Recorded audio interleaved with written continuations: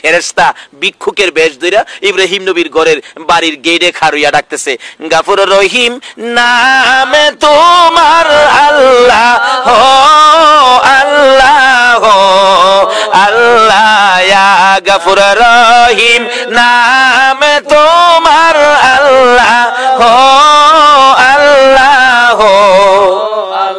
ইব্রাহিম ঘরের ভিতর থেকে দৌড়াইয়া বাহির হয়ে হাজির হলেন। তোরা কেন রে আমার প্রভুর নামের গান গাছ? আমরা ভিক্ষুক, ভিক্ষা করতে আইছি। ও ভিক্ষুকেরা, নিষ্ঠুর ভিক্ষুকেরা রে, আয় আমার প্রভুর নামের গান আমারে আবার শোনায়া দাও। ভিক্ষুকেরা বললেন, তোমার বাড়ির সামনে বারবার তোমাকে গান শোনাবো, আমরা কি লাভ হবে? আমাদের ভিক্ষা করা দরকার। কোনা বলে, ভিক্ষুকের বলে ভাও লক্ষ্মী, আমরা হাঁটলেই তো লাভ হইব। ইব্রাহিম নবী ডাকে, ভিক্ষুকেরা রে, ও নিদয়া নিষ্ঠুর ভিক্ষুকেরা, তোরা যা চাস আমি তা দিব। আমি ইব্রাহিম নবী কথা দিলাম, আমার বন্ধুর নামের গান শোনাবি রে, আমি ইব্রাহিমের অর্ধেক সম্পত্তি তোদেরকে দিয়ে দিব। আল্লাহর ভালোবাসায়, বলুন কার ভালোবাসায়? আল্লাহর ভালোবাসায় যদি ইব্রাহিম এত পাগল হতে পারে গো, আমার আল্লাহকে জিজ্ঞেস করে দেখুন। খাতুনে জান্নাত ফাতেমাতুজ জাহরার জীবনী খানায়ে কাবার পাশে যাইয়া দেখে লক্ষ লক্ষ মানুষ খানায়ে কাবার চারিপাশে ঘুরে। প্রশ্ন করলেন, ও মানুষ, এইখানে তোমরা ঘুরো কেন, ব্যাপার কি? লোকজন জবাব দেন, ফাতেমা গো, আমরা হলাম খানায়ে কাবার পাগল। ফাতেমা জিগায়, ও খানায়ে কাবা, এই মানুষ হলো তোর জন্য পাগল, তুই খানায়ে কাবা কার পাগল? খানায়ে কাবা বলেন, ফাতেমা রে, আমি খানায়ে কাবা হলো আমি আল্লাহর পাগল। ফাতেমা বলেন, প্রভু গো, মানুষ খানায়ে কাবার পাগল, খানায়ে কাবা তোমার পাগল। ও আমার আল্লাহ, আমি ফাতেমা জানতে চাই তুমি আল্লাহ কার পাগল? আমার আল্লাহ বলেন, ফাতেমা রে, আমি হইলাম আমার বন্ধু মুহাম্মাদুর রাসূলুল্লাহর পাগল। একটা দৌড় মেরে ঘরের ভিতরে ঢুকলেন। বাবা গো, এখানে কাবার পাশে মজার ঘটনা দেখলাম। কি ঘটনা রে ফাতেমা? বাবা গো, এই মানুষগুলো খানায়ে কাবার পাগল, খানায়ে কাবা নাকি আমার আল্লাহর পাগল। বাবা, আমার আল্লাহকে জিজ্ঞেস করলে আমার আল্লাহ জবাব দেয়, আল্লাহ বলে তুমি মুহাম্মাদুর রাসূলুল্লাহর পাগল, তুমি নবীর পাগল। বাবা গো, আমি ফাতেমা জানতে চাই তুমি নবী কার পাগল? আমার নবী দুইটা চোখের পানি জর্জর করে ছেড়ে দেয়, ফাতেমা রে, আমি নবী আমার উম্মতের পাগল। আল্লাহু আকবার, আল্লাহু আকবার। ইব্রাহিম আল্লাহর পাগল হইয়া কি করে? আরে আল্লাহ যার ভালোবাসায় কুল কায়নাত সাজাইছে, আজকে সে নবীর উম্মত আমরা। আমাদের চরিত্র কোথায় আর নবীর আদর্শ কোথায়? আল্লাহ পাক কোরআন শরীফে আমাদের উদ্দেশ্যে ওয়াজ করেছেন, ইয়া আইয়ুহাল্লাযীনা আমানু দুখুলু ফিস-সিলমি কাফা, তোমরা পুরাপুরি ভাবে ইসলামের মধ্যে দাখিল হয়ে যাও। যদি হইতে পারি, আমাদের শক্তি কত হবে, ক্ষমতা কত হবে, পাওয়ার কত হবে। আগেকার দিনে এখানে মুরব্বীরা আছেন, আগেকার দিনে মুরব্বীদের মুখে শুনছি বৃষ্টি না হইলে বৃষ্টির জন্য মাঠে নামাজ পড়ছে, নামাজ পড়ে নাকি বাড়িতে আইতে পারছে না, বৃষ্টি নেমে গেছে। আমার দাদার মুখে শুনছি, আমরা নামাজ পড়তে গেলে রে নাতি, নামাজ পড়ে বাড়ি যাইতেছি না, বৃষ্টি নেমে গেছে। কেন? তারা পুরাপুরি ভাবে ইসলামের মধ্যে দাখিল ছিল। বলুন, এখন যদি বৃষ্টি লেগে নামাজ পড়ে কানতে কানতে সোহের হানিদা জমিন ভিজাই তারবো, আকাশ থেকে বৃষ্টি পড়বে না। কেন? আমরা যে আমানুদ খুলু ফিস-সিলমি কাফার ভিতরে ঢুকতে পারলাম না। আগেকার দিনের মা চাচিরা আমানুদ খুলু ফিস-সিলমি কাফার মধ্যে ছিল। আগেকার দিনে মা চাচিরা দেখছি ফজরের আজানের আগে ঘুম থেকে উঠছে, ওইটা উড়ান বাড়ি ঝাড়ু দিছে। সুযোগটা পাইলে পুরুষ উঠবার আগে রাস্তাটাও ঝাড়ু দিলাইছে। মুরব্বীরা লক্ষ্য করলে এই খবরগুলি পাইবেন। উড়ান বাড়ি ঝাড়ু দিছে, পুরুষ বাইরেবার আগে রাস্তাটাও ঝাড়ু দিলাইছে। এরপরে যায় ফজরের নামাজ পড়ছে, তারপরে সূরা ইয়াসিন পড়ছে, তারপরে রান্নাঘরে রান্না করতে গেছে। সারা গ্রাম বিছাইরা সূরা ইয়াসিন পড়ে একটা মহিলা রান্না করে গেছে না। এই জন্য সুখ শান্তির বাজারে আগুন। আসুন আমানুদ খুলু ফিস-সিলমি কাফার মধ্যে ঢুকি, আল্লাহর সাথে সম্পর্ক করি, নবীর আদর্শের মালা গলায় পরি, তাহলে সুখ শান্তি ফিরে আসবে। আজকে কত দিবস, কত দলের মানুষ কত রাজনীতিতে নামছে, রাজনীতিকেরা শান্তি আনবো, সুখ আনবো, এই দলে কয় আমরারে ভোট দেন শান্তি দিব, এই দলে কয় আমরারে ভোট দেন শান্তি দিব। রাজনীতি করেন যে দল করেন, আমি নিষেধ করি না, আমার কোনো আপত্তি নাই, যে যেটা মনে চা করেন, কিন্তু আমানত হলো ফিস সিলমি কাফার মধ্যে আইন না হয় যাদের পক্ষে রাজনীতি করে দৌড়বেন, যারা আপনারা শান্তি দিব অহন কিলাম হেরা হয় অশান্তি। আসেনি অশান্তি, হেরা শান্তি দিব কইতে, হেরাই তো অশান্তি। শান্তি পাইতে গেলে শান্তির মাহাজনের সাথে যোগাযোগ করুন। কিভাবে যোগাযোগ করবেন সামনে আসতেছে। তাই আল্লাহ রাব্বুল আলামিন কোরআন শরীফে ঘোষণা দিয়েছেন, আমানুদখুলু ফিস সিলমি কাফা, ও ঈমানদাররা পুরাপুরি ভাবে ইসলামের মধ্যে দাখিল হও। এখনো তুমি হাত বাড়াইলে হাত নামাইবার আগে আমি আল্লাহ তোমার শান্তির ব্যবস্থা করে দিব। জোরে কোন সুবহানাল্লাহ। কিন্তু আগেকার দিনে কি সুবিধা ছিল, ওই মাছ হাসিরা উড়ান বাড়ি ঝাড়ু দিয়া নামাজ পইরা সূরা ইয়াসিন পইরা রান্না করা যাইতো, রান্না করতো। এখন এই ব্যবস্থা নাই বিদায় আমাদের মধ্যে অশান্তি। তাই বলতেছিলাম সম্পর্ক করতে হবে আল্লাহর সাথে। ইব্রাহিম নবী কি ভালোবাসতেন, কি সম্পর্ক করেছেন আমার আল্লাহর সাথে। ইব্রাহিম কাঁদতেছে, ও ভিক্ষুকেরা তোমরা আমার প্রভুর নাম শোনাও, আমার অর্ধেক সম্পত্তি তোমাদেরকে দিয়ে দিব। দিয়ে দিলেন অর্ধেক সম্পত্তি। আবার ডাকতেছে, ও ভিক্ষুকেরা তোমরা কি যাওগা? বাবারে আমরা তো ভিক্ষুকের ভাব লোক, কি হাঁটলি ভিক্ষা হমু। ইব্রাহিম নবী চোখের পানি ছেড়ে দিয়ে কান্দে, রে ভিক্ষুকেরা, নিষ্ঠুর ভিক্ষুকেরা রে, যাইস না, তোরে যাইস না রে, আবার আমার প্রভুর নাম শোনাইয়া দে, প্রভুর নামের গান আমারে শোনাইয়া দে। ভিক্ষুকেরা বলেন, ও ইব্রাহিম নবী এবার গান শোনাইলে তুমি আমরারে কি দিবা? আমাদের ভিক্ষা দরকার, খালি হাতে কি শোনাবো? এবার ভিক্ষুকেরা বলেন, আমাদেরকে কি দিবা? ইব্রাহিম নবী বলেন, ভিক্ষুকেরা রে, আরো যে বাকি অর্ধেক সম্পত্তি আছে রে ভিক্ষুকেরা, আমি ইব্রাহিম কথা দিলাম আমার বন্ধুর নামের গান শোনাইলে, আমার বন্ধুর ভালোবাসায় আমি ইব্রাহিম, আমি আর বাকি সম্পত্তি গুলো আমি তোদেরকে দিয়ে দিব। সুবহানাল্লাহ। সারা সম্পত্তি দেলাই মালিকের সাথে সম্পর্কের জন্য পরীক্ষা করে ইব্রাহিম দিয়ে দিলেন সারা সম্পত্তি। এবার ভিক্ষুকেরা সম্পত্তি লিয়া জায়গা। আচ্ছা আসলে কি হারা যাইবাগাল নিবাগাল লেগেছে না পরীক্ষা করতেছে? আচ্ছা ইব্রাহিম ডাহে, ও ভিক্ষুকেরা যাইস না, কি বো আবার গান শোনা, গান শোনাইলে কি দিবেন? ইব্রাহিম নবী চোখের পানি ছেড়ে দিলেন, রে ভিক্ষুকেরা কথা দিলাম রে, আবার যদি আমার প্রভুর নামের গান শোনাছে ভিক্ষুকেরা, আমি ইব্রাহিমের আর কিছুই নাই, কথা দিলাম যতদিন বেঁচে থাকি রে আমি ইব্রাহিম তোদের বাড়িতে গোলামি করব। সুবহানাল্লাহ। এমনি দুই ফেরেশতা ভিক্ষুকের বেশ ছেড়ে দিলেন। ভিক্ষুকের বেশ ছেড়ে দিয়া আসলে কি হেরা নিবাল লেগেছে? আমরা দেশের ভিক্ষুকের নিবাল লেগে দেখবেন ভিক্ষাও করে, আবার সুযোগ পেলে চুরিও করে না? কিন্তু এই ভিক্ষুক আর এই ভিক্ষুক এক ভিক্ষুক না। এক বেচারি শাশুড়ি মারা গেছে, বৈশাখে দাওয়া কাটির ঝামেলা, সময় পায় না কানবার লাগিয়া। আশপড়শি মহিলারা কয়, এ বউটা কেমন গো, হরিরা মরলো, একটু খাইন্দা দেখলো না। মানুষ খালি সমালোচনা করে।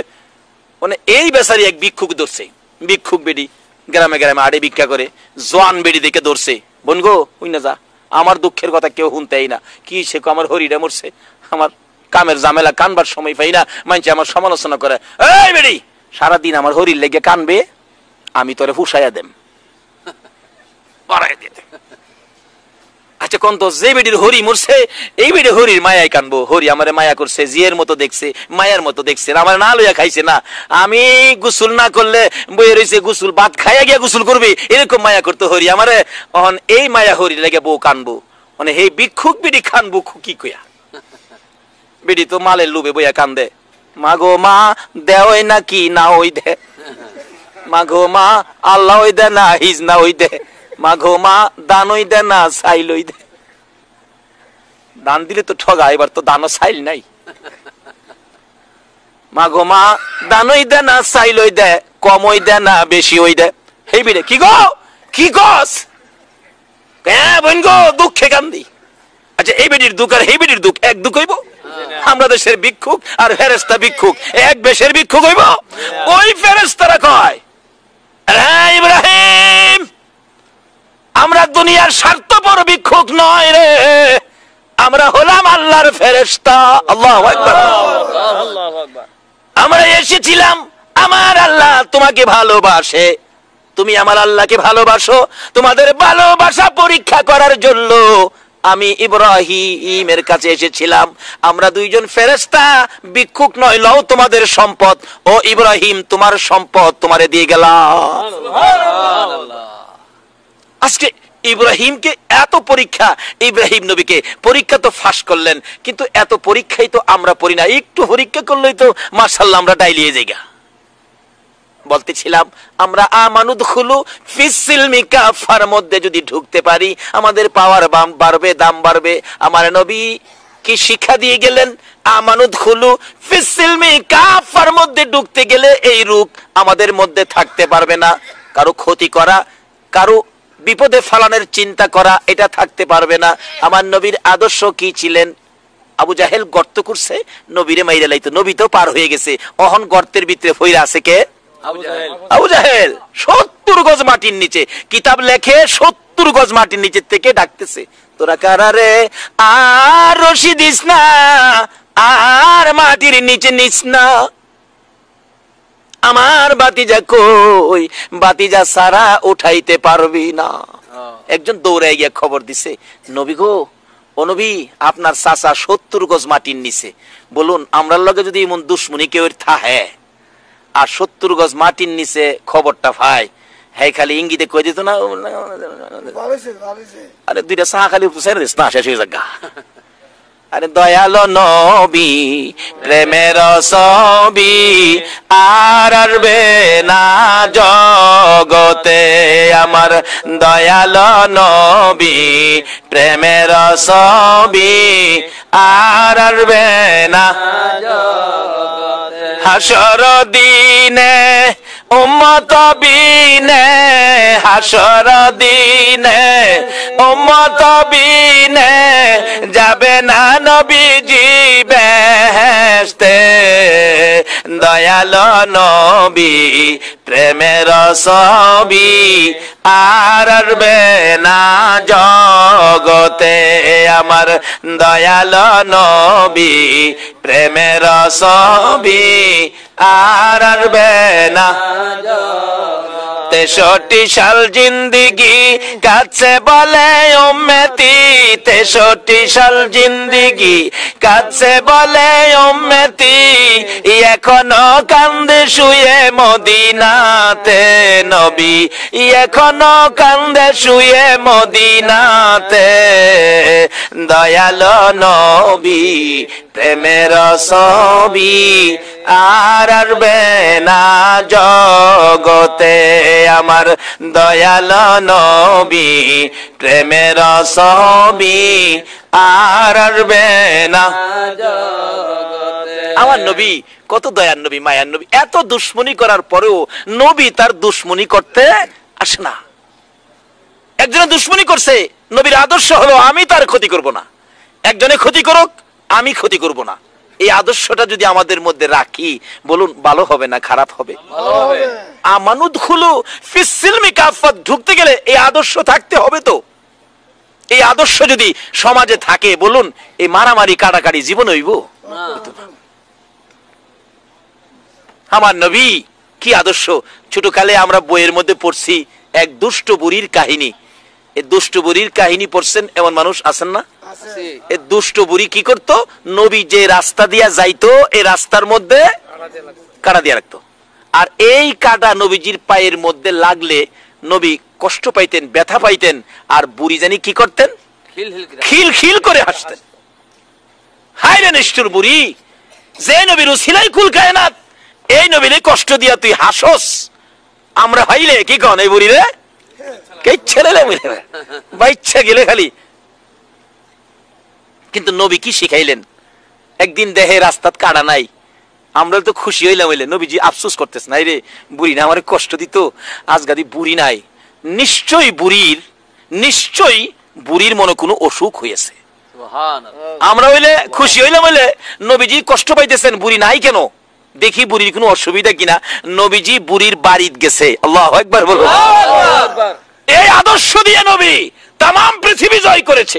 তাই কোন কবি বলেন অস্ত্র ছাড়া যুদ্ধ করে দুনিয়া করলো জয়, তাই তো আজি মানবে দানব মোহাম্মদ নাম লয়। অস্ত্র ছাড়া যুদ্ধ করে দুনিয়া করলো জয়, তাই তো আজি মানবে দানব মোহাম্মদ নাম লয়।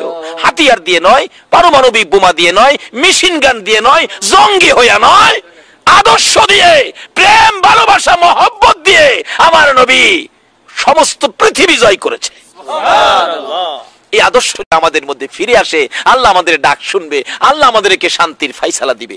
বলতেছিলাম এই আদর্শে কিভাবে আমরা ফিরে আসতে পারি। আসুন সামনে বাড়ি। আপনাদের কষ্ট হইতেছে না তো? আর আধা ঘন্টা সময় ইনশাল্লাহ। আসুন আমরা আগে বাড়ি। এই তো আল্লাহ রাব্বুল আলামিন তার বন্ধুকে দেখতেছে, বুড়ির বাড়িতে গিয়ে ঢুকছে, যায়া দেখে বুড়ি অসুস্থ শুয়ে আছেন।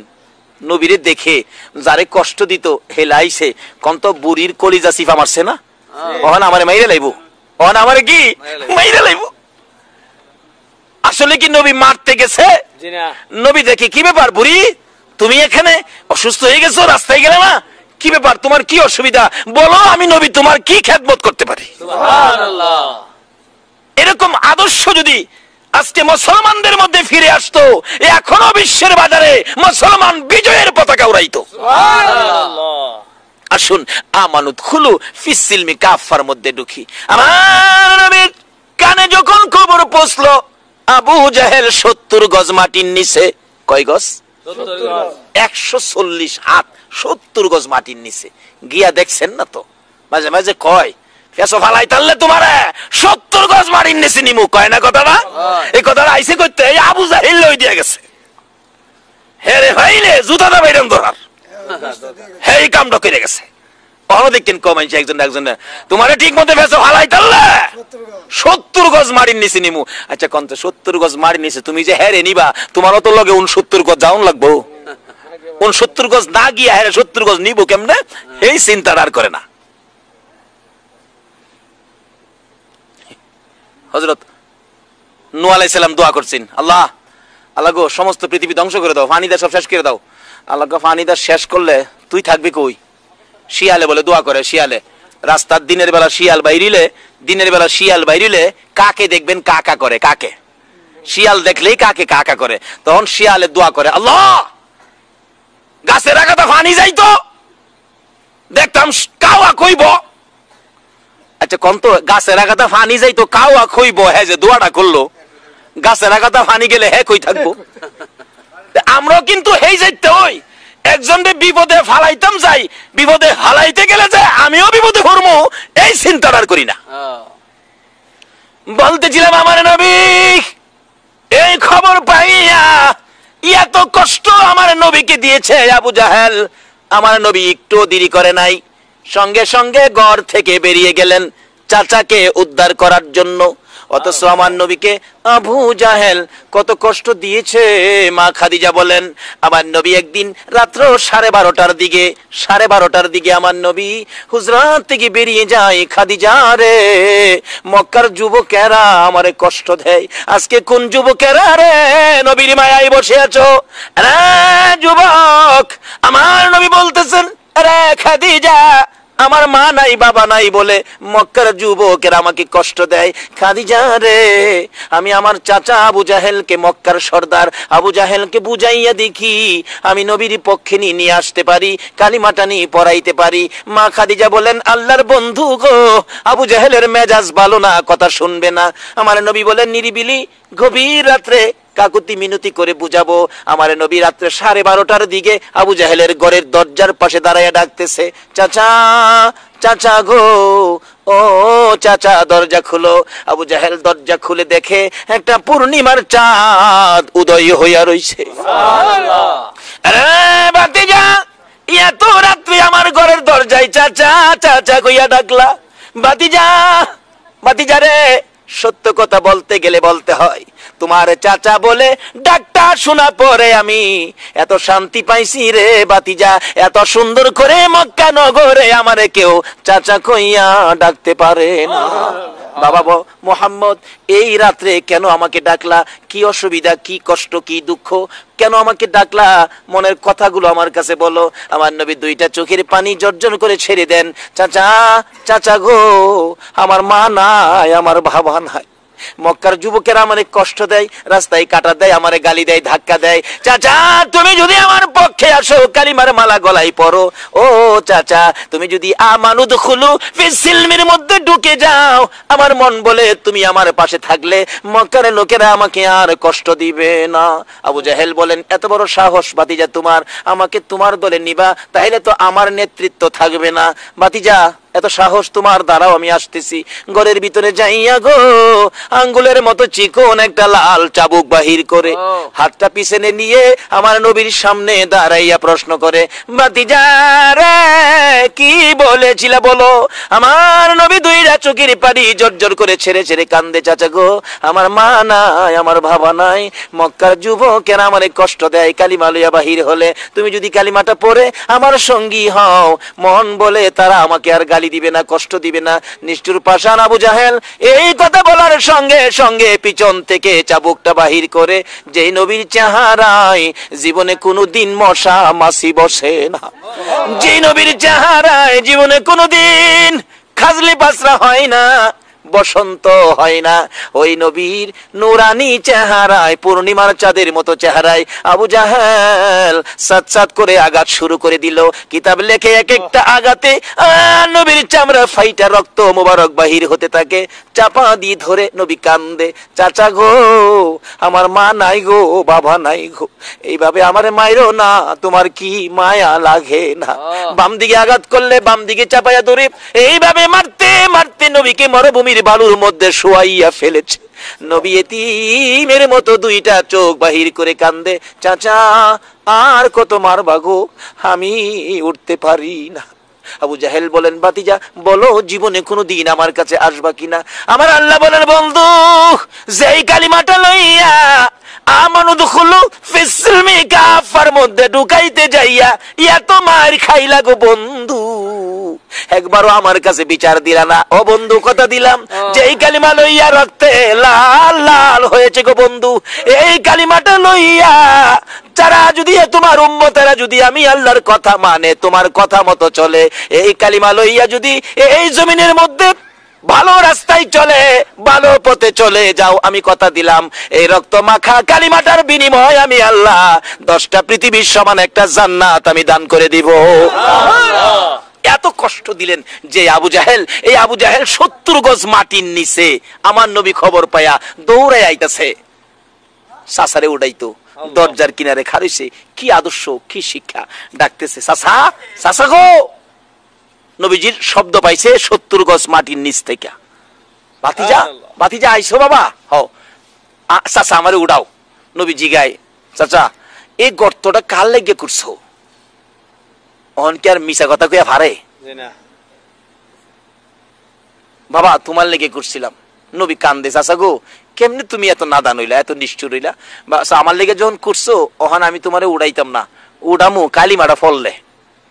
আবু জাহেল কে, বাজান আগে উড়াও, মাটির অবস্থা ভালো না, 70 গজ নিচে তো সুবিধা না, বিপদ দেখা যায়, আগে আমার উড়াও, তারপরে কালিমাটা ফরমু। আচ্ছা আপনাদের ধারণা কি আসলে কি হ্যাঁ ফরবো? এর তো কপাল পুরা, ভাগ্য তো ভালো না। হাফসি বেলাল এই কালিমা পড়ে আমানুদ খুলু ফিসিলমি কাফার মধ্যে ঢুকে গেল, কিন্তু আবু জাহেল এত বড় জ্ঞানী হইয়া পারলো না, মূর্খের বাপ লকব পেয়ে গেল। আবু জাহেল কয়, বাবা আমার আগে উঠাও। নবীজি নিচের দিকে হাত বাড়াইলেন, আবু জাহেল উপরের দিকে হাত বাড়াইলেন। আমার আল্লাহ কয়, রে জিবরাইল, আমার বন্ধু এসে গেছে, আর বাকি থাকতে পারে না। হাতের সাথে হাত মিলে গেছে। আল্লাহু আকবার বলুন। আমার নবী একটা টান দিয়ে উপরে উঠাইয়া জিজ্ঞেস করেন, চাচা গো, ও চাচা কালিমাটা পড়ো। আবু জাহেল বলেন, ভাতিজা রে, এত বড় জাদুগির তুমি আগে জানি না। নাউজুবিল্লাহ বলুন। আমার নবী কি জাদুগির? এমন এক রাস্তা দিয়ে গেলেন যে রাস্তায় আমার আল্লাহ ওয়াজ করেছেন, ইয়া আইয়ুহাল্লাযীনা আমানুদখুলু ফিস-সিলমি কাফা, তোমরা পুরাপুরি ভাবে ইসলামে দাখিল হও, তাইলে কি হবে? আমাদের শান্তি আসবে। আমরা যা বলি আমার আল্লাহ শুনবেন, আমরা যা ডাকি আমার আল্লাহ শুনবেন। আগেকার দিনে নামাজ পড়লে বৃষ্টি সাথে সাথে আসতো, বলুন এখন নামাজ পড়া বৃষ্টি আনার ক্ষমতা কারো আছে? আগেকার দিনে জ্বর তাপ হইলে মসজিদের ইমাম সাহেবের কাছে গেছে, শুনছি মুরব্বীদের মুখে বাঁশের সুঙ্গার মধ্যে ফু দিয়া দিছে, বাঁশের সুঙ্গাত ফু দিয়া দিছে, এইটা মুখ বন্ধকিরা গরনিয়া ছাইরা দিলে জ্বর ভালো হয়ে গেছে। বাঁশ আছে, সুঙ্গা আছে, হুজুরও আছে, জ্বরও আছে, কিন্তু বালা হয় না। কেন? এই মানুষটা নাই, যে মানুষটা আমানুদখুলু ফিস-সিলমি কাফা। নামাজ আছে, নামাজের ফল নাই। নামাজ আছে, ইবাদত আছে, রোজা আছে, টুপি আছে, দাড়ি আছে, পাঞ্জাবি আছে, কিন্তু ইবাদতের কোনো বিনিময় নাই। অনেকে নামাজ পড়ে পড়ে, যদি নামাজ পড়া মজা হয় না তো কেন? আমানুদখুলু ফিস-সিলমি কাফার মধ্যে ঢুকতে পারে নাই। আগেকার দিনে কারো গাছের একটা ফল যদি কোনো ফুলাফানে ফাইরা আনছে, মা দেখেন দুইটা থাপ্পড় মারছে, কার কাছ থেকে আনছোস? জানতে আনছোস? হ্যাঁ নদিয়া। আচ্ছা বলুন তো, অহনে কি এই চরিত্রের মাছ আসি আছেও? আরেক বেটার ক্ষেতের ভিয়াজ লিয়ে আইছে, মা কই কইতে আনছোস? বন্ধুতে সোহেতে গড়াইবর আলুর ভর্তা বানাইতাম বই রিছি। রাসূল বলছে একটা নলা খাবার যদি কারো পেটে হারামের থাকে 40 দিন পর্যন্ত একটা সেজদাও কবুল হবে না। সুবহানাল্লাহ। আরেক বেটার ক্ষেতের ভিয়াজ দা আলুর ভর্তা খায়া নামাজ পড়তো, যা নামাজ পড়ছে ঠিক, কিন্তু কবুল হয় না। এই জন্য ডাকলে আমার আল্লাহ ডাক শুনে না। অথচ একটা মহিলার জীবনী, বাবারে ডাকো ডাকো, কিন্তু আমানুদখুলু ফিস-সিলমি কাফার মধ্যে গিয়ে ডাকো, ডাক দিতে দেরি আমার আল্লাহ কবুল করতে দেরি করবে না। তার বাস্তবের মধ্যে আসুন। কিন্তু মহিলাদের নামাজ আমাদের নামাজ, মহিলাদের ইবাদত আমাদের ইবাদত। আসলে মহিলাদের মধ্যে আমানুদখুলু ফিস-সিলমি কাফার মধ্যে ঢুকতে গেলে আরেকটা কাজ বাকি আছে, যে মহিলারা স্বামীর সাথে বাড়াবাড়ি করে, স্বামীর কথা মতো চলে না, স্বামীর খেদমত করে না। এই মহিলারা আমানুদখুলু ফিস-সিলমি কাফা ঢুকেও আল্লাহর জান্নাতে যাইতে পারবে না। আবার মহিলারা নরম পায়া, যে স্বামী মহিলাদের উপর অত্যাচার করলো, জুলুম করলো, এটা মহিলা তো অসহায়, কত দূর থেকে স্বামীর মায়ায়, স্বামীর মহব্বতে মা বাবা ভাই বোন আত্মীয় স্বজন সব ছেড়ে স্বামীর বাড়িতে আসে। কি বলেন, ঠিক কিনা? নাকি বংশ লয়ে ইয়ে? শুধু স্বামীর মায়ায়। রাসূল বলছেন এই মহিলাটা অসহায়, তুমি যদি তার খুঁটিনাটি অপরাধ মাফ করে দিতে পারো, একটা কবুল হজের সওয়াব তোমার আমল নামায় দেওয়া হবে। এলাকা আবার মহিলারাও সুযোগ পাইয়া স্বামীর গারো দিল না। তোমাকেও স্বামীকে শ্রদ্ধা করতে হবে, স্বামীর খেদমতের চিন্তা করতে হবে, স্বামী কিভাবে খুশি হবে এই তালে থাকতে হবে। কারণ হাসরের দিন আল্লাহ পাক বিচার করবেন, স্বামীর সাক্ষী দিবেন স্ত্রী, স্ত্রীর সাক্ষী দিবেন স্বামী। কোন স্ত্রী যদি বলে আমার স্বামী খুব ভালো ছিল, আল্লাহর কারো কাছে কিছু জিগাবে না, ফেরেশতাদের কাছেও জিগাবে না, আমার আল্লাহ স্বামীকে মাফ করে দিবে। সুবহানাল্লাহ। কোন স্বামী যদি বলে আমার স্ত্রী ভালো ছিল, আল্লাহ ফেরেশতাদের রিপোর্ট নিবে না, স্বামী বলেছে স্ত্রী ভালো ছিল, আমার আল্লাহ মাফ করে দিবে। সুবহানাল্লাহ। রাসূল বলছে এইভাবে স্বামী স্ত্রীর মহব্বত সম্পর্ক যেই ঘরে আছে, রাসূল বলছেন এই ঘরটা বেহেশতের টুকরা হয়ে গেছে। যেই ঘরে স্বামী স্ত্রী মহব্বত নাই, রাসূল বলেন এই ঘরটা জাহান্নামের টুকরা হয়ে গেছে। মা বোনেরা, নবীর মেয়ে খাতুনে জান্নাত ফাতেমা তো জাহরার জীবনী খুলুন। ফাতেমার ঘরে আগুন জ্বলে না, চুলায় আগুন জ্বলে না। হযরতে আলী রাদিয়াল্লাহু তাআলা আনহু রোজগারের জন্য, মুখে খাবার দেওয়ার জন্য রোজগারের তালাশে ঘুরে আলী, রোজগার মিলে না। সন্ধ্যার দিকে বাড়িতে আসতেছে, মনটা বড় কষ্ট, মনটা বড় দুঃখ। বাড়িতে আসবে আলী, বাড়িতে আয়েশা শুনে হাসাইন হুসাইন দুই ভাই মার কাছে বিরক্ত করতেছে, মা গো না খাই আর কতক্ষণ থাকবো গো মা, মার কতক্ষণ না খাইয়া থাকবো। মা বলেন সন্তানেরা রে, খালি আমার এই দাস, মারে খালি বিরক্ত করবে, তোরা কি তোদের বাবার কাছে যাইতে পারস না? এই কথা কি মা বলতে পারে না? খালি আমারই দেহস, তোর বাবার কাছে যাস না। আমি কি করব, ঘরে তো খাবার নাই। এমনি সময় হযরতে আলী রাদিয়াল্লাহু তাআলা আনহু ঘরের ভিতরে ঢুকতেছিল। যখন ফাতেমা বললেন বাবার কাছে যাও, আলী মনটা কথা ব্যথা পাইয়া মনে কষ্ট লইয়া ঘরের ভিতরে আর ঢুকলেন না। সন্তানেরা যদি খাবার চায় আমি তো লজ্জা পাবো, এই ঘরে যাব না। ফাতেমার কথা শুনে ঘর থেকে বেরিয়ে গেলেন, যাইতে শুরু করলেন, একেবারে জংলায় চলে গেলেন। এদিক দিয়ে রাত্র হয়ে গেল গভীর, আলী ঘরে আসতেছে না। আবার ফাতেমা বসে বসে কান্দে, ও হাসাইন হুসাইন, এত রাত হলো রে, তোর বাবা তো ঘরে আসতেছে না, এত রাত হয়ে গেল তোর বাবা ঘরে আসতেছে না। এবার হাসাইন হুসাইন বলেন, মা বাবা তো ঘরে আসতেছিল, তুমি যখন বলছো বাবার কাছে যাইতে পারোস না, ওই সময় বাবা মনটা কষ্ট করে ঘর থেকে বেরিয়ে গেছে। এমনি সময় ফাতেমা বুরগাটা পরে গো, বুরগাটা লাগাইয়া ঘর থেকে বেরিয়ে গেছে। ঘুরতে ঘুরতে কোথাও স্বামীরে পাইল না। ও মা বোনেরা, জান্নাতি মহিলাদের সরদারিনী ফাতেমা স্বামীর জন্য কি করে দেখো, খুঁজতে খুঁজতে কোথাও পাইতেছে না। গভীর রাত্রে নবীজির দরবারে যাইয়া মা ফাতেমা কান্দে, বাবা স্বামী আলীকে পায় না।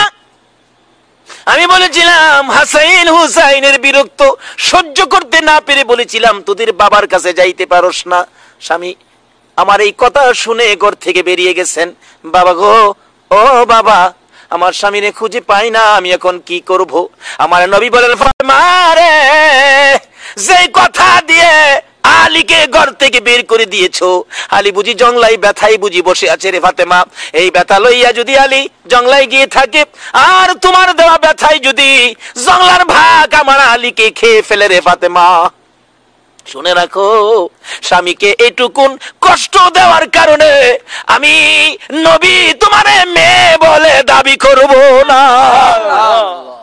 স্বামীকে এইটুকুন কষ্ট দেওয়ার কারণে আমার নবী বলেছে তোমাকে মেয়ে বলে দাবি করব না।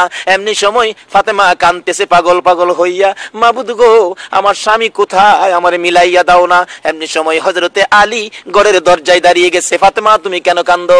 দৌড়ে যাইয়া আমার নবীর সামনে ফাতেমা পায়ে পড়ে গেছে। মা বোনেরা, স্বামীর কাছে যদি কোনো অপরাধ করো দেরি করো না, জলদি করে যাইয়া স্বামীর পায়ে পড়ে যাও। ফাতেমা শিক্ষা দিয়েছে জান্নাতি মহিলাদের সরদার হইয়া স্বামীর পায়ে পড়ে কাঁদতেছে। আলী মুস্কি মুস্কি হাসতেছে, স্বামী গো, আমাকে ক্ষমা করে দেন গো, আমি যে আপনাকে কষ্ট দিয়েছি, ক্ষমা করে দেন। হযরত আলী বলেন, ফাতেমা রে, আমার কোনো কষ্ট নাই রে ফাতেমা, আমার কোনো কষ্ট নাই। এবার আমার নবীর মেয়ে খাতুনে জান্নাত ফাতেমা তো জাহরা বলেন, বাবা গো, এবার বলেন আমার স্বামী আমার প্রতি কোনো কষ্ট নাই, বলেন আমি ফাতেমার হাসরের দিন মেয়ে বলে মাইনা নিবেননি। এই আদর্শে ফিরে আসুন। ও মা বোনেরা, স্বামীকে কষ্ট দিবেন না, সন্তানের দিকে লালন পালনের দায়িত্বে যান। সন্তানের লালন পালন দায়িত্ব, নামাজ যেমন ফরজ, গার্জিয়ানের উপর সন্তানের লালন পালন তদরূপ ফরজ। এটা অসহায় অসহায় একটা বাচ্চাকে লালন পালন করেন, আল্লাহ যে কত খুশি হয়। বাচ্চারা তো অসহায়, সে তো বুঝে না ভালো মন্দ। তাই এদিকে আসুন এবং বাচ্চার কাজে থাকেন, স্বামীর খেদমতে থাকেন, মই মুরব্বীদের খেদমতে থাকেন। আর খালি মহিলারাই করবে, স্বামীর দায়িত্ব নাই, এরকম না। রাসূল বলছে, তুমি বাজারে কিছু খাইলে তোমার বিবির জন্য নাও, তুমি 2 টাকার বাদাম খাইলে 1 টাকার বাদাম তুমি বাড়িতে নাও, তাহলে এ ঘরে মহব্বত থাকবে। তুমি মিষ্টি আদাশের খাইলে বিবির জন্য 1 পোয়া নাও। এখন তো আমাদের চরিত্রে এটা নাই, নিজেরা খাইতে রাজি, বিবির লেগে নিতে রাজি না। যদি বিবি কোনোদিন কয় একদিন আমার লাগে 1 কেজি মিষ্টি আইনছে, আরো দমক মারে, অত শখ হয়েছে কেরে মিষ্টি খাইবার লেগিয়া, উচিত জিনিসই আনতারি না। ধমক না দিয়ে 1 কেজি না পারো 2টা মিষ্টি বিবির হাতে দাও। যদি এই মিষ্টি আনাতে তোমার বিবি খুশি হয়, তাইলে ঘরে শান্তি মহব্বত পয়দা হবে, এই ঘরে রহমত বরকতের ভান্ডার আমার আল্লাহ খুলে দিবে। সুবহানাল্লাহ। কাজী স্বামীও স্ত্রীকে মহব্বত করবে, স্ত্রী স্বামীকে মহব্বত করবে। নবীর কথা মতো এই ভালোবাসায় ফিরে আসুন, তাইলে আপনি নামাজ পড়ে আমানুদখুলু ফিস সিলমি কাফার মধ্যে ঢুকতে পারবেন। বাবারা ভাইয়েরা, আসুন, এই আলোচনা কিয়ামত পর্যন্ত করলেও শেষ করা যাবে না। আমরা একটা আলোচনায় থাকবো, আমানুদখুলু ফিস সিলমি কাফায় ঢুকবো। যে কাজ করলে পুরাপুরি ইসলামে থাকা যায় আমরা সে কাজ করব, মহিলারাও করবে, সেই অনুরোধ আমরা মহিলাদেরকে করব। তাই আসুন আজকের এই মাহফিলে আমরা দোয়া করি আল্লাহ যেন আমাদেরকে রাসূল পাকের দেখানো রাস্তায়, আল্লাহ পাকের খুশির রাস্তায় চলার তৌফিক আমাদেরকে দান করেন। সেজন্য আমরা দোয়ায় শরীক হব। সকলে দোয়ায় শরীক হন। আল্লাহুম্মা আমিন। রব্বানা যালামনা আনফুসানা ওয়া ইল্লাম তাগফির লানা ওয়া তারহামনা লানাকুনান্না মিনাল খাসিরিন। রব্বিরহামহুমা কামা রাব্বায়ানি সগীরা। রব্বুল আলামিন মাবুদ, জান্নাতের বাগানে বসে গো জান্নাতি মেহমান নিয়ে হাত বাড়াইলাম। মাবুদ রে, জানি না জীবনে কতদিন হাত বাড়াইতে পারবো, কবে জানি মৌতের চিঠি দিয়ে আজরাইল পাঠাইয়া দাও, কবে জানি এই বাড়িঘর ছেড়ে গো, এই আরামের বিছানা ছেড়ে সাদা কাফন গায়ে দিয়ে অন্ধকার কবরে মাটির বিছানায় শুয়ে যাই গো আল্লাহ। ওই দিন আসার আগে আমরা যারা হাত বাড়াইছি আমাদের তামাম জিন্দিগির গুনাহগুলো ক্ষমা করে দাও। হ্যাঁ মাবুদ, জীবনের গুনাহ ক্ষমার আসার দরখাস্তের পর আর একটা দরখাস্ত করি, তুমি কিন্তু রাগ হইও না। মাবুদ রে, আমরা যারা হাত বাড়াইছি গো আল্লাহ, আমি তো জানি না আমাদের মধ্যে কে জানি কিসের অভাবী, কার মনে জানি কি আগুন জ্বলে রে আল্লাহ, কার মনে জানি আগুন নাই রে, কার মনে জানি আগুন বাবা নাই রে, বাবা নাই। যেই বাবা সন্তানের মায়াই গো কত পরিশ্রম করেছে, মাথার গাম পাতাই ফালাইয়া রোজগার করে সন্তানের খাওয়াইছে, সারাদিন পরিশ্রম করেও যদি বাড়িতে আইসা দেখছে সন্তান কান্দে, বাবা দৌড়াইয়া যাইয়া সন্তান কুলে উঠাইছে। এই বাবার কুলে কত পসরা পায়খানা ও সন্তান করছে গো। ওই মা কই, যেই মা জীবনে বাচ্চার পসরা পায়খানা মেতরিনী হইয়া পরিষ্কার করেছে, অন্য মহিলারা দেখলে নাকে কাপড় দিত, মা জীবনে কোনোদিন নাকে কাপড় দেয় নাই। তারপরেও সন্তান কোথাও যদি যাইতো, যতক্ষণ পর্যন্ত সন্তান বাড়িতে না আসছে সারা দেশের মানুষের ঘরের দরজা বন্ধ হইছে গো, মা দরদি দরজা বন্ধ করে নাই। মা সন্তানের ব্যথায় দরজাটা খুলে রে বিনাইয়া বিনাইয়া কাঁদছে। এই মা বাবা যার কবরে গো আল্লাহ, এই মুহূর্তে ওই সকল মা বাবার কবর গুলো জান্নাতের বাগান বানাইয়া দাও। ইয়া আল্লাহ, মা বাবা যারা দুনিয়াতে আছে হায়াত বাড়িয়ে দাও। মা বাবা কেমন জিনিস বুঝার তৌফিক ছেলে মেয়েদেরকে দান করে দাও। ইয়া আল্লাহ, দাদা দাদি নানা নানি শ্বশুর শাশুড়ি আলিয়া আওলাদ বংশধর মই মুরব্বী পাড়া প্রতিবেশী খানদানবাসী মহব্বতী যারা কবরে গো, সকলের কবর জান্নাতের বাগান বানিয়ে দাও। মাবুদ রে, শেষ মুহূর্তে তোমার কাছে দরখাস্ত করি মাবুদ, কত জনে মা মা ডাকে রে আল্লাহ, আমি তো আজকে 5-6 বছর পার হয়ে গেল গো, মা কইয়া ডাকতে পারি না। মাবুদ, আমার মাকে তুমি মাফ করে দাও গো আল্লাহ। আমার বাবা জীবিত, আমার বাবার নেক হায়াত বাড়াইয়া দাও। এইভাবে মা বাবা যারা দুনিয়াতে আছে সবাইকে হায়াত বাড়াইয়া মা বাবা কেমন জিনিস বুঝার তৌফিক ছেলে মেয়েদেরকে দান করে দাও গো আল্লাহ। মাবুদ রে, এই পর্যন্ত যারা কষ্ট করেছে সকলকে মাহফিলের বরকত নসিব করে দাও। এই পর্যন্ত যারা কষ্ট করেছে ইয়া আল্লাহ, এই মাহফিলের উসিলাই সকলকে শান্তির ফায়সালা করে দাও। ইয়া আল্লাহ, সবাইকে দুনিয়া ও আখিরাতের ভালাই দান করে দাও। এই মাহফিলের উসিলাই কাল কিয়ামতে আমাদের সকলকে নবীর গুদারায় উঠাইয়া ফুলসিরাতের ফুল পার করে দিও গো আল্লাহ। মাবুদ, মাবুদ রে, এই মাহফিলের উসিলাই আমাদের সকলকে দয়ার নবীর স্বপ্নের দিদার দেখাইয়া দিও গো আল্লাহ। আমাদের মধ্যে যারা নামাজি নামাজ কবুল করে লাও, যারা নামাজ পড়ে না নামাজের বুঝ দান করে দাও। ইয়া আল্লাহ, যারা বিমারি বিমার সেবা করে দাও। ইয়া আল্লাহ, যারা ব্যবসা করে ব্যবসায় বরকত দাও, যারা চাকরি করে পদোন্নতি দান করে দাও। মাবুদ, মাবুদ রে, যেই পথে চলিলে তুমি তোমার বন্ধু রাজি খুশি থাকো ওই পথে চলার তৌফিক দান করে দাও গো আল্লাহ। ইয়া আল্লাহ, মা বোনদেরকে রাবিয়া বস্তির মতো বানিয়ে দাও।